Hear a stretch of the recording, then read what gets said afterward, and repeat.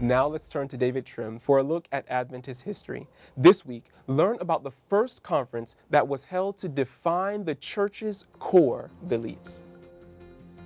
During this week in 1848, from April 20 through April 24, the first of 6 meetings was held at which Seventh-day Adventist beliefs were defined and agreed.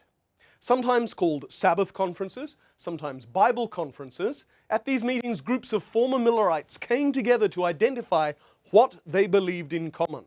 This first conference was held at the home of Albert Belden at Rocky Hills, Connecticut, where just over a year later, in July 1849, James and Ellen White would launch their first periodical, Present Truth.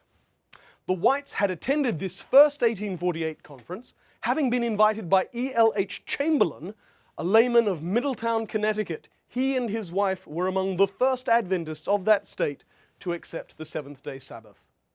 Without the 6 conferences in 1848, the Seventh-day Adventist Church would never have been founded 15 years later. On April 21, 1918, Loma Linda Sanitarium's name was changed to White Memorial Hospital and was formally dedicated in memory of Ellen G. White.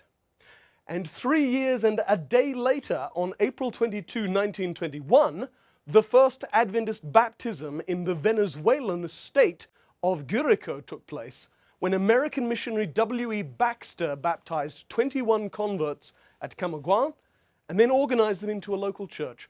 But the church was the fruit of literature evangelistic work by a Puerto Rican convert, Rafael Lopez, who sadly was murdered a month later on May 15, 1922. That was this week in Adventist history.